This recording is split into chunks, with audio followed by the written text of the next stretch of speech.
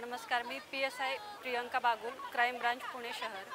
आज शालेय विद्यार्थी आणि कॉलेजच्या विद्यार्थिनींना प्रवासादरम्यान किंवा शाळेत येताना जाताना किंवा त्यांच्या इतर आयुष्यामध्ये कसा त्रास होतो त्याबद्दल पोलिसांना तुम्ही 112 नंबर किंवा 1091 द्वारे कॉल करून आम्हाला माहिती देऊन आम्ही तुम्हाला तात्काळ मदत पोहोचवण्यासाठी प्रयत्न करू याबाबत माहिती देणार। सर्वप्रथम तर मुलींनी स्वतः इतकं टफ व्हायला पाहिजे का आम्ही येण्याच्या अगोदर त्यांनी जी सिच्युएशन असेल ना ती फेस करून त्याचा पूर्ण समाप्त केला पाहिजे।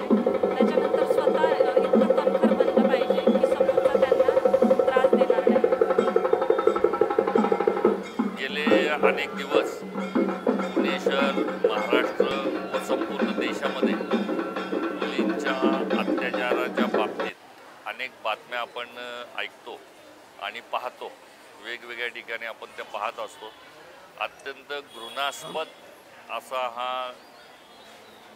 कार्यक्रम वेगवेगळ्या प्रकारे चाललेला आहे, तो चांगला नाही आहे।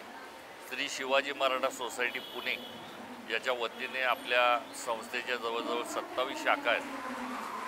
साधारण आपल्याकडं 4 ते 4.5 हजार मुली शिक्षण घेतात। त्यातलं जिजामाता हायस्कूल हे अत्यंत महत्त्वाचं हायस्कूल आहे। अगदी बालवाडीपासून कॉलेजपर्यंत आपल्याकडे शिक्षण मुली घेत असतात।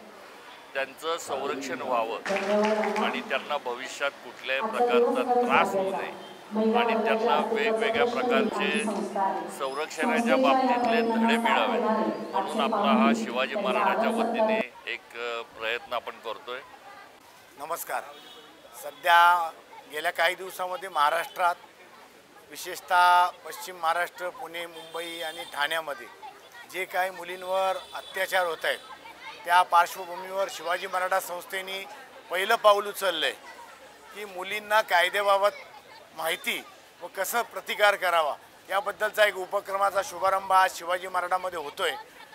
सध्या बऱ्याच लोकांना कायद्याची अज्ञान असल्यामुळे कंप्लेंट कशी करायची, काय करायला पाहिजे, नवीन कायदा काय म्हणतो याची माहिती द्यायचा प्रयत्न आम्ही आज या कार्यक्रमाच्या याच्यामध्ये सुरुवात करत आहोत। सगळ्यांनी याची माहिती करून विद्यार्थिनींनी विशेषतः आणि पालकांनी याची जर चांगली दखल घेतली तर निश्चित भविष्यामध्ये होणारे अत्याचार व गुन्हे कमी होतील असं मला वाटतं। पुन्हा एकदा मी शिवाजी मराठा संस्थेच्या सर्व पदाधिकाऱ्यांचे, शिक्षकांचे व विद्यार्थ्यांचे मनापासून आभार मानतो व त्यांनी निश्चित या गोष्टीत लक्ष घालून प्राधान्याने याची सुरुवात करावी अशी मी त्यांना आवाहन करतो। धन्यवाद।